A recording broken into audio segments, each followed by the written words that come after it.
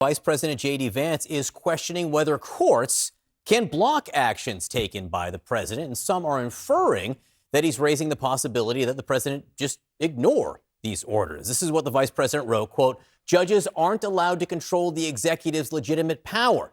This followed a judge's order that temporarily blocked Elon Musk and his team from accessing sensitive Treasury Department systems. With us now is CNN senior legal analyst, former assistant U.S. attorney for the Southern District of New York and Philadelphia Eagles fan. That is why I am wearing the tie this morning for you, sir.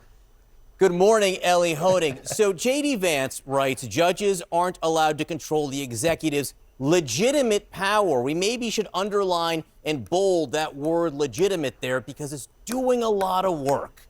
What can courts do? It certainly is doing a lot of work, John, and J.D. Vance is really stepping very close to dangerous ground with that statement, and he knows it, by the way. This is a Yale Law School graduate. So the notion that the courts cannot stop the executive from doing what he wants, the notion that the executive may have the option of defying the courts, that is completely beyond even what the most extreme right-wing conservative theory in favor of broad executive power has ever argued. Now, look, there is a very broad view of executive power. Sometimes it's called the unitary executive theory, which holds essentially that the president is all powerful within the executive branch. But even proponents of that theory do not say that the president is free to disregard an order of the court. If that were to happen, that is a line in the sand. That has not been crossed. Donald Trump did not cross that line in his first 4 years. He has not crossed that line in his first couple weeks here in his second term. But if we get over that line, then we've got a major crisis. And I think it's irresponsible of J.D. Vance. I know he didn't quite go there, but he got pretty close to even suggest that. And to be clear, the courts stopped all kinds of executive action from President Biden, too. The courts jump in all the time on executive actions because the Constitution is sort of murky on what a president can and can't do. Let me just read you the first part of Vance's tweet, because this actually sort of expands on his thinking. If a judge tried to tell a general how to conduct a military operation, that would be illegal. If a judge tried to command the attorney general on how to use her discretion as a prosecutor, that's also illegal. But here's the thing. When a judge weighs in on powers that belong to Congress, on laws that Congress passed, and the executive, the president, may be ignoring or crossing the line on those laws, that might be another thing.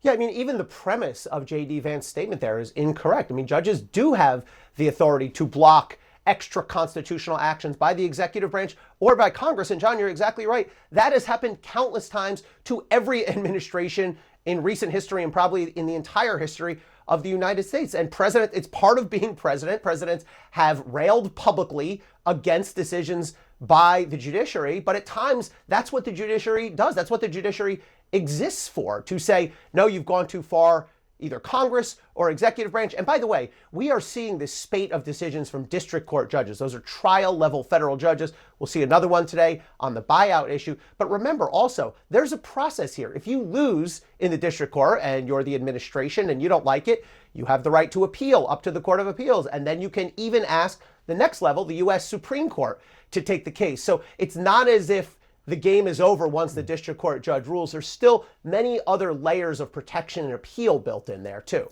So to what extent, Ellie, do you think that the White House, the Trump White House, knows this and this is a concerted strategy? I ask you this because I read this renowned legal scholar over the last few days who said that the White House is engaging in what's called a make me strategy. So that I've heard that scholar is a little shaky in some of his opinions. The strategy that Donald Trump has used here so far is he's going to do what he wants first. And then he's going to make plaintiffs. He's going to make state attorneys general. He's going to make private citizens go sue him in court. If they want to stop him from doing what he wants, they have to make him. So that's definitely been a strategy by the president, but that's not unconstitutional. Where it crosses a line is if that happens, he goes into court and a court says, you're not allowed to do this executive branch, or I'm putting it on hold, I'm putting an injunction. And then if the president or the executive branch defies that, that's where we get into real trouble here. So for sure, Donald Trump has taken a conscious legal strategy of, I'm going to do what I want. Maybe I'll lose in the courts. That's fine. I mean, I think there's problems in that, but that's not unconstitutional. Where we cross the line is if he starts defying the courts. Just to be clear, it was Ellie Honig, who was a renowned legal scholar, writing about the Make Me strategy. And then 20 seconds or less, the Supreme Court, this Supreme Court, do we have any hints about where they may be predisposed to go on how much power an executive has? You know, this Supreme Court has generally been taking a broad view of executive power, but I also think it's a mistake to say, oh, they're a 6-3 Supreme Court. They ruled in favor of Trump on immunity. They're going to do whatever he said. They have rejected Donald Trump at many key junctures. They rejected his election fraud claims. They rejected some of his efforts to stop prosecutors from taking steps against him. They rejected his efforts to resist a subpoena. So I think this Supreme Court will not tolerate if the executive branch crosses that line of defying the courts. Yeah, and also Congress. When Congress writes laws with specific language, this court seems to give deference to that. Ellie Honig, great to see you this morning. Congratulations on your big win. I know you played hard. Sarah. Thank you.